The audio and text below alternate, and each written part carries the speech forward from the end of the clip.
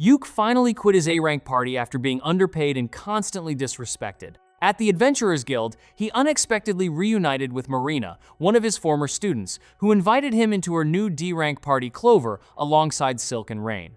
During their first dungeon mission, Yuke casually boosted Marina while weakening the monsters, then enhanced the entire team against undead miners.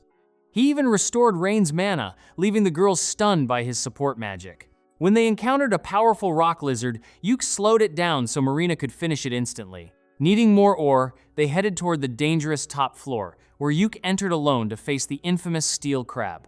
With a recording artifact capturing the fight, Yuke casually stacked 5 powerful spells on the monster and destroyed it with gravity magic. The girls were speechless after realizing their new teammate was basically a walking cheat code. On the way back, they gave Yuke 5-star reviews, and Silk suggested making him their party leader. After being treated like useless trash for years, Yuke had somehow become the party's favorite overpowered teacher, and the girls clearly weren't letting him leave. Yuke and the girls officially made him their party leader, despite his desperate attempts to escape responsibility. Meanwhile, Thunderpike's party fell apart after their healer ran out of mana. Court quit over their ridiculous demands, and everyone realized just how much Yuke had been carrying them. 2 days later, Clover accepted a C-rank quest to hunt a powerful magical beast. The girls were more worried about looking good on camera than the actual mission, but things got serious when they encountered the high-ranked monster Zarnig. Yuke boosted the girls with his magic and coordinated their attack. Rain hit Zarnig with a powerful lightning spell, but the beast survived. Yuke then ordered Marina to finish it off, proving that his new party might actually have what it takes to become a serious adventuring team. Marina finishes Zarnig with one clean strike, sending its head flying and the battle straight to viral status.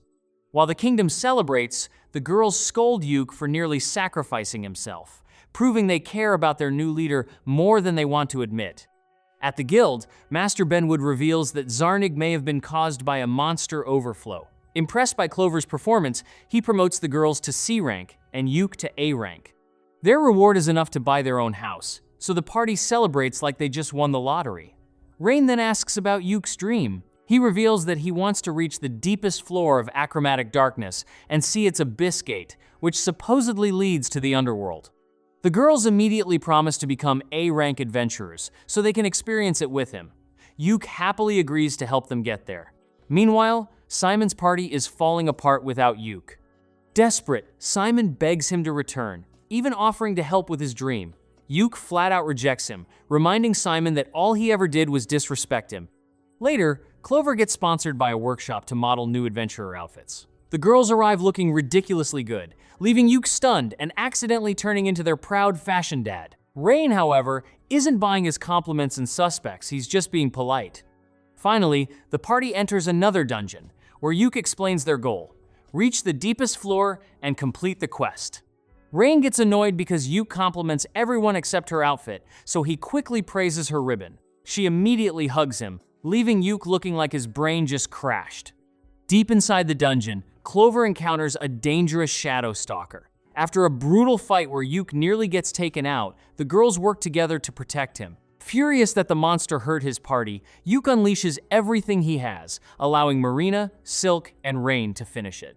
They realize the monster shouldn't have existed there, suggesting another monster overflow. Meanwhile, Thunderpike continues falling apart without Yuke. Their latest quest ends in disaster, and Simon blames everyone except himself. Desperate to lure Yuke back, he comes up with a ridiculous plan: pretend to investigate achromatic darkness and hope Yuke joins them. 2 days later, Yuke and the girls move into their new apartment and celebrate with dinner and their brand new TV. Then they discover that the kingdom has officially authorized an investigation into achromatic darkness, and Thunderpike has been chosen to lead it. Yuke isn't worried, saying there's no race to the dungeon.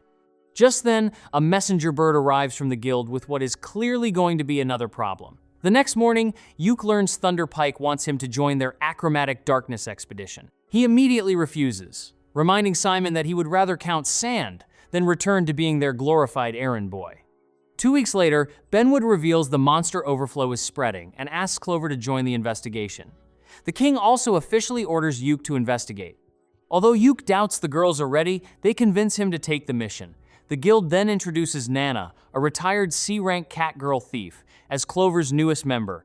Clover enters achromatic darkness while live streaming the expedition.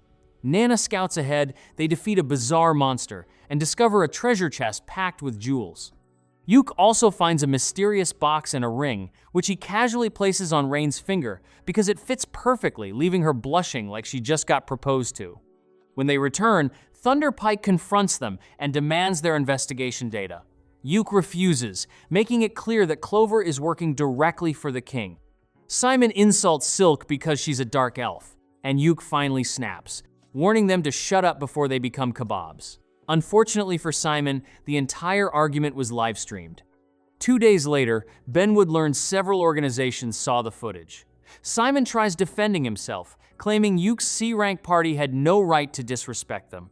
Benwood responds by smacking him into a table and reminding him that an A-rank adventurer publicly insulting others on livestream is the real problem. Benwood forces Simon to publicly apologize, warning that Thunderpike could lose its adventurer status. Meanwhile, Marina discovers the mysterious box can transform into a sword when Yuke uses his alchemy power. Back in achromatic darkness, Clover encounters an old woman who transforms into Praphany, the immortal ruler of the dungeon. She curses Yuke before letting them escape, leaving him with a nasty magical mark and even more problems. Things get worse when Thunderpike ambushes Clover while they sleep. Simon ties everyone up and threatens to enslave Rain unless Yuke signs a document blaming Clover for everything. Before he can sign, an earthquake separates the groups. Jaime secretly helps Yuke and the girls escape, even returning their stolen magic bag. She stays behind to stop Simon, sacrificing herself so the others can survive. Later, Yuke watches Jaime's apology video and realizes she genuinely regretted how Thunderpike treated him. When Benwood receives a distress signal from Jaime, Yuke immediately volunteers to rescue her despite still being injured. The girls insist on joining him. Yuke then removes Rain's slave collar with a mysterious new spell. He realizes Praphany's curse may have secretly upgraded his abilities and jokes that the immortal ruler might actually have a crush on him. Yuke prepares to return to achromatic darkness, but they're missing an exit scroll. Luckily, the legendary A-rank adventurer Lucen shows up and hands him one, explaining that he understands wanting to save a friend. Clover returns to the dungeon and eventually finds Simon, who has transformed himself into an immortal monster. After a brutal battle, Yuke defeats him by using a spell that basically turns his insides into an amoeba smoothie. Since Simon can't die, Yuke leaves him trapped in the dungeon to be hunted by shadow stalkers. Yuke rescues Jaime and heals her mysterious wound using the mark from Praphany's curse. Back home, Clover receives a 1-month suspension for entering the dungeon without permission, while Jaime temporarily loses her adventurer qualification. Afterward, Yuke officially invites Nana to join Clover permanently. The group then surprises Jamie with a celebration, welcoming her as a new member. Jaime initially feels undeserving, but Silk reminds her that she saved them when it mattered. The whole group hugs it out, leaving Yuke relieved that his dysfunctional family is finally coming together. Later, Yuke walks Jaime home, and they reminisce about their old days with Thunderpike.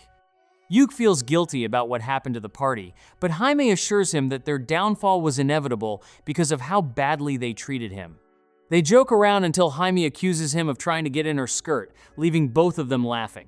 Back home, Yuke helps Rain wash dishes, and she jokes that they look like a married couple. Yuke's brain immediately files for bankruptcy. A month later, Clover's suspension ends. Mamar gives Yuke news about a brand new dungeon discovered near Duna, something extremely rare. The kingdom wants Clover to investigate it, and Yuke immediately sees the opportunity to make their livestream even bigger. When he tells Silk, she simply says they'll follow whatever their leader decides. The following day, Clover headed to Duna, where Yuke and Silk met Manella, the guildmaster, who had a nose big enough to qualify as its own landmark. She explained that the newly discovered dungeon was attracting multiple parties and handed them a map before sending them off to prepare. At the local pub, the girls quickly got into trouble with some foreign adventurers who treated women like property. Yuke stepped in and scared them off simply by speaking their language, although Rain understood what he said and immediately realized his translation basically implied he was sleeping with all the girls. Naturally, the ladies were very interested in continuing that conversation. After settling into their inn, Yuke and Silk briefed the team on the dungeon. The first floor was an underground waterway, and several parties would be competing to explore it first. Manella later revealed that if Clover performed well, they could even name the dungeon Once inside, Yuke's group encountered a bizarre possessed chain. Yuke weakened it with several spells, while Marina sliced it apart. Among the remains, they discovered a mysterious ring and journal, suggesting something much darker was happening inside the dungeon. As they continued exploring, Yuke suddenly became disturbed by a familiar light that reminded him of his battle with Simon. The girls immediately noticed and surrounded him with support, telling him he didn't have to hide his feelings from them anymore. Yuke apologized and promised to open up more instead of pretending everything was fine. Eventually, the group reached an abandoned city deep inside the dungeon. The buildings looked suspiciously expensive for a place full of monsters, so Yuke decided they should report back before going any further. Unfortunately, a mysterious voice suddenly echoed through the ruins. Logan suddenly appeared and revealed that the mysterious city was called Gladsham. He claimed its king and people were still around, but nobody could actually see them. Before Yuke could get answers, Logan disappeared like the world's most annoying NPC.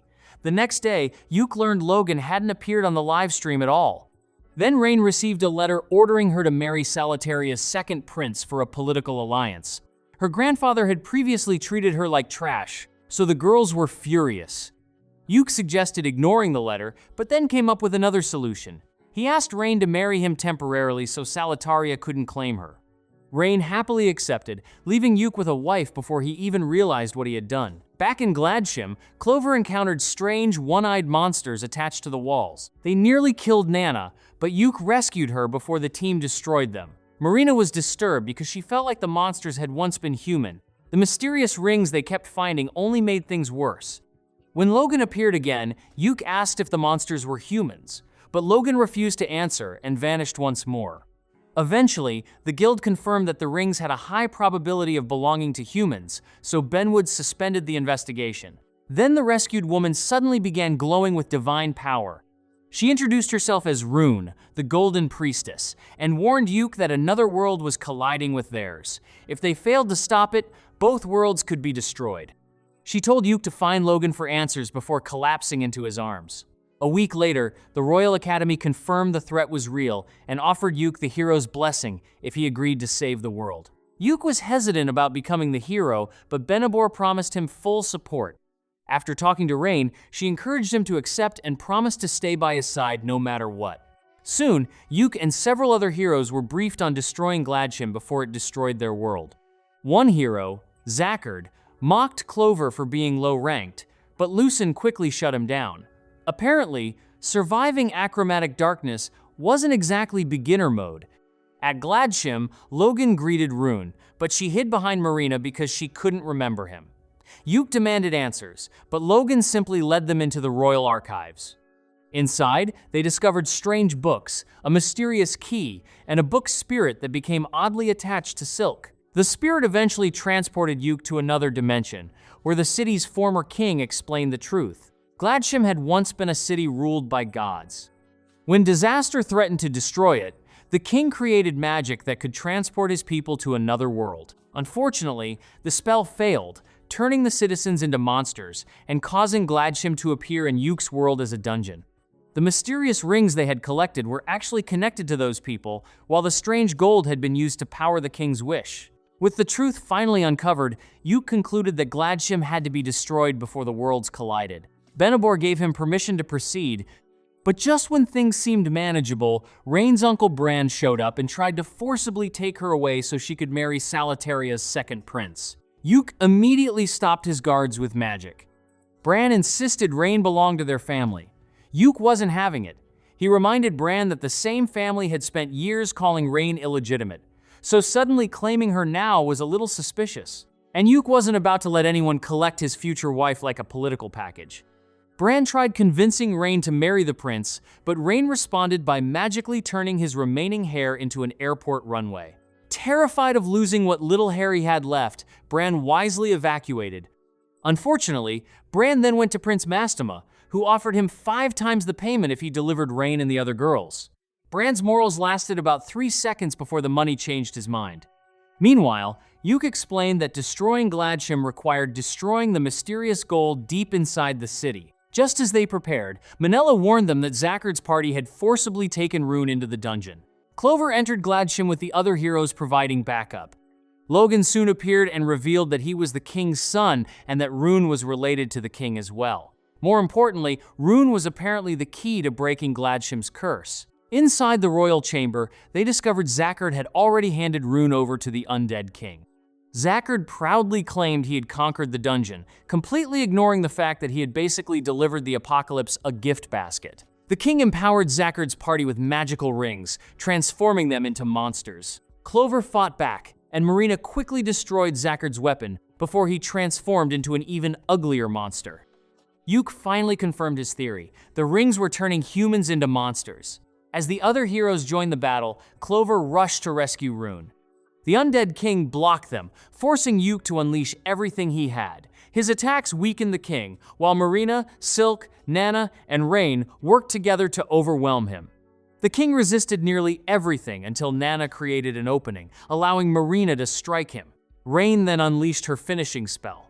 The undead king erupted in flames, but Yuke's facial curse began bleeding again, because apparently even saving the world comes with hidden fees.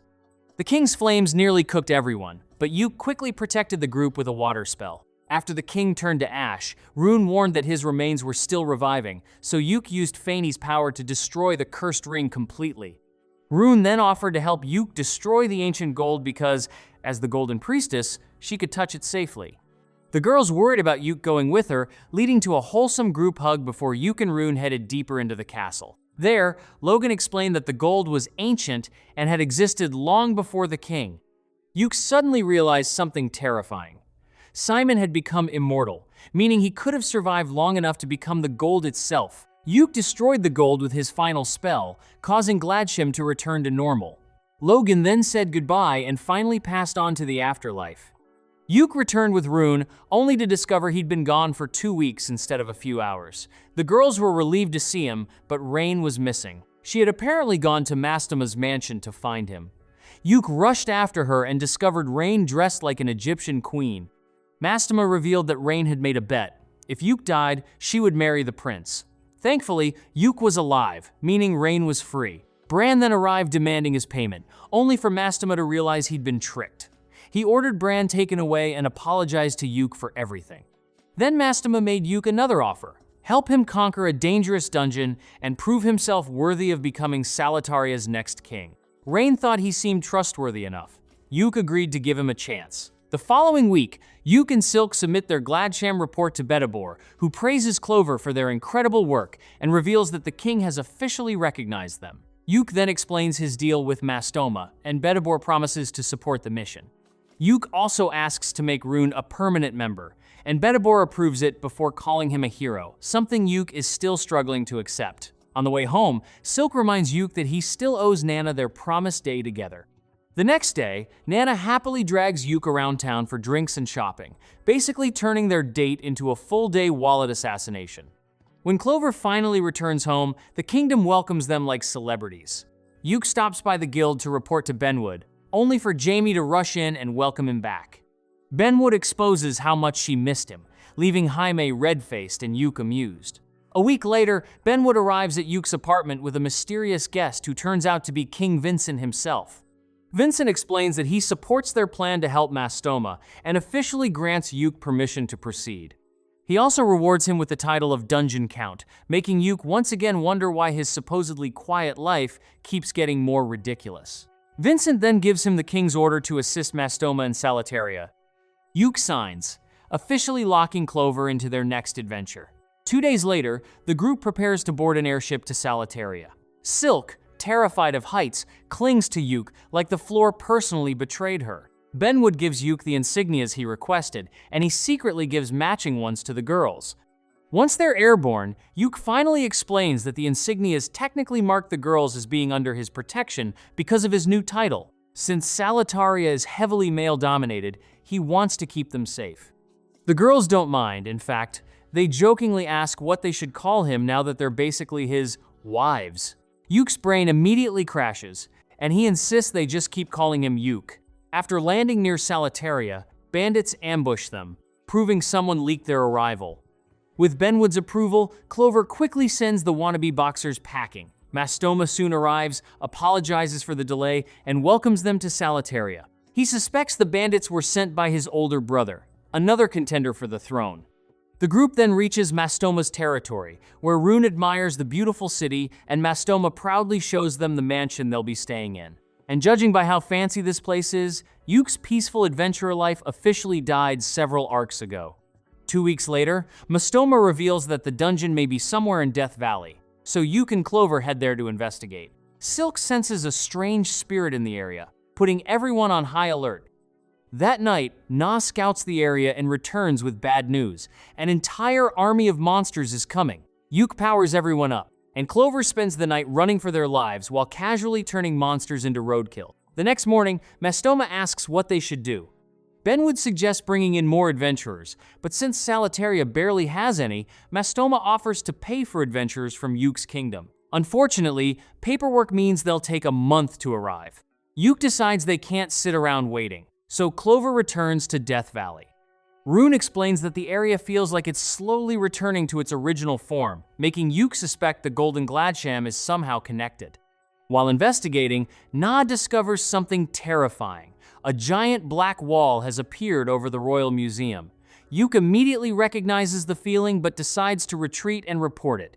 Back in town, they find Mastoma arguing with his older brother Rafima, who's clearly more interested in stealing his brother's territory than helping save the world. Yuke interrupts to explain the black wall, and Rafima asks if he knows what it means. Before Yuke can answer, Rune appears in her glowing form and drops the real bomb. The black wall is the outer sea surrounding their world. Every world is supposedly a bubble floating in an endless sea of darkness, and their world may be inverted and beginning to sink into it. Everyone is understandably horrified. Rafima, meanwhile, thinks they're all talking nonsense and leaves. Then Benwood arrives with even worse news. The black wall is appearing in multiple places across the world. He reveals that something similar happened before and was sealed inside the abyss gate of achromatic darkness. Rune then drops the final piece of the puzzle. All dungeons are connected to achromatic darkness. Yuke connects the dots and realizes the abyss gate has reopened, causing the black walls to spread. He wants to rush back, but Benwood warns that sealing the gate is extremely difficult.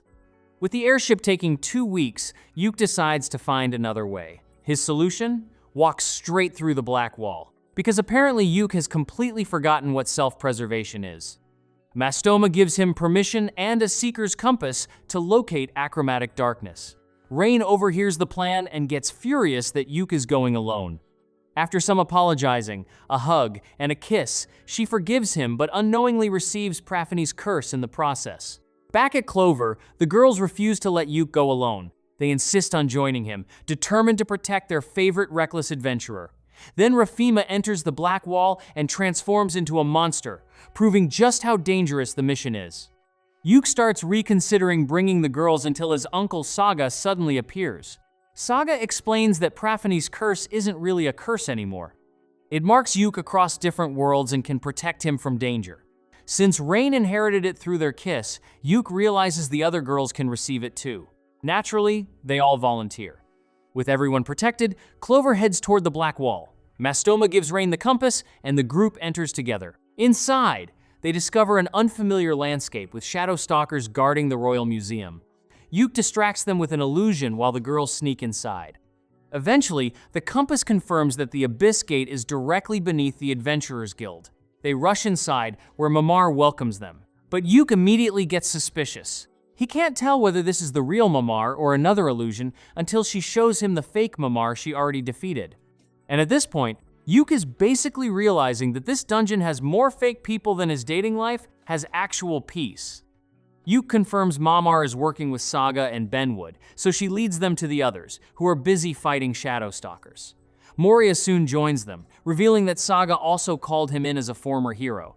With reinforcements handling the monsters, Clover pushes deeper toward the Abyss Gate. Suddenly, Yuke and Rain disappear. Yuke finds himself trapped in a terrifying memory with his younger self and his mother, but Rain's voice pulls him back before the black wall can consume him. They reunite with the others, and Saga realizes the dungeon itself sees Yuke as a threat. Finally reaching the gate, Saga reveals he once helped seal it and that he saved Yuke from the black wall when he was younger. Since Yuke survived it, Saga believes he's the only one capable of destroying it. Then the gate reveals its true form, A massive dragon. The dragon unleashes world-devouring termites, forcing everyone into battle. Silk gets injured, Rain heals her, and Yuke unleashes Profani's power. Saga blocks the dragon's final attack, giving Yuke the opening to destroy it. The dragon collapses into the True Abyss Gate, but Saga is fatally wounded. With his final moments, he praises Yuke before dying. Now standing before the gate, Yuke realizes there's only one way to seal it. Someone has to remain on the other side. He plans to stay behind, but the girls refuse to let him sacrifice himself. Yuke activates the exit scroll anyway, sending everyone back to the surface. But when they check the livestream, they discover Rune stayed behind instead. Rune smiles through her tears and tells them she loves them, wishing them happiness before sealing the gate from the other side. The entire kingdom watches in silence as Clover breaks down. A week later, Vincent honors their achievement and they lay Saga to rest. 1 month later, Yuke and Rain finally take a vacation. After everything they've survived, Rain gives him a kiss because apparently surviving the apocalypse earns you a vacation and a girlfriend upgrade.